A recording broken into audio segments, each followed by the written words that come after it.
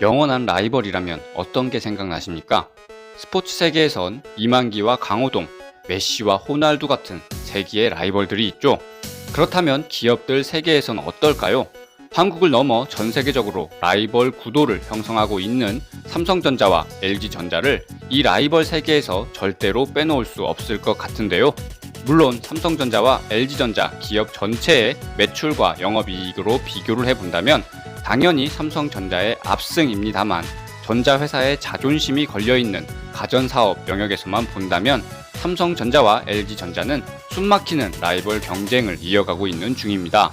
이번 코로나 사태를 통해서 시장이 급격히 변하는 상황에서도 두 회사의 치열한 경쟁은 끊임없이 이어졌는데요. 이번 2분기 전세계 가전시장에서도 오히려 이 두 회사는 놀라운 실적을 거둬들였다고 합니다. 언택트 시대 새롭게 재편되고 있는 가전사업 시장에서의 패권은 과연 누구에게 돌아가게 될까요?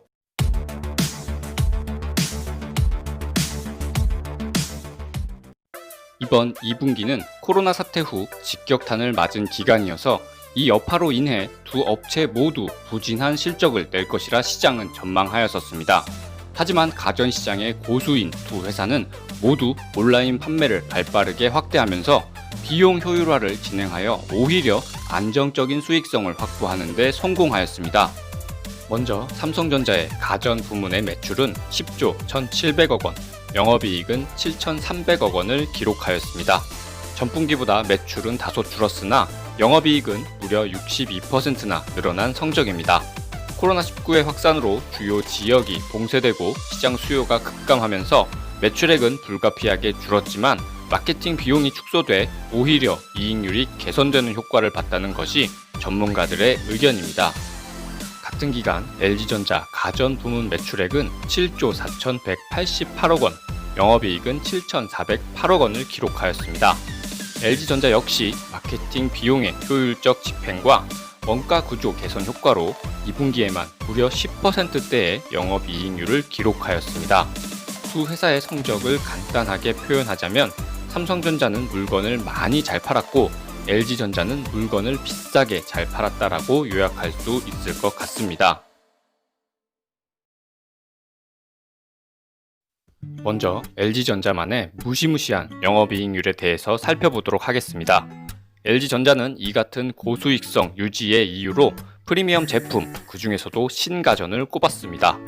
LG전자의 기획 담당 김희건 상무는 H&A 본분의 신가전 제품의 매출 비중과 이익 증가율이 꾸준히 두 자릿수를 유지하고 있는 것이 수익성 유지의 큰 원인이라고 설명하였습니다.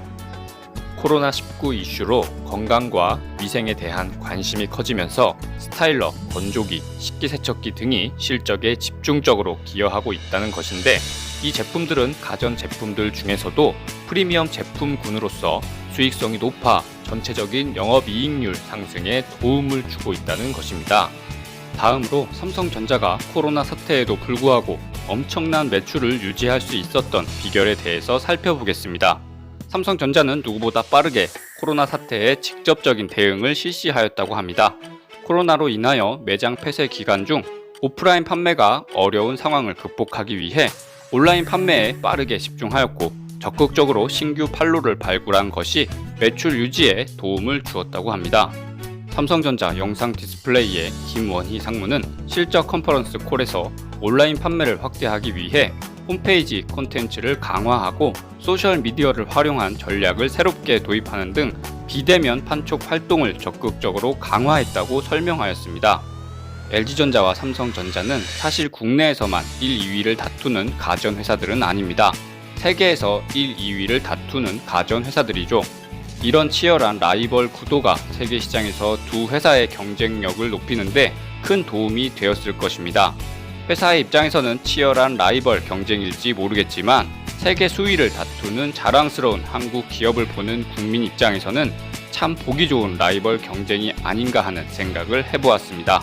앞으로도 두 기업 간의 선의의 경쟁을 응원하도록 하겠습니다. 이상 한국첨단산업 채널이었습니다.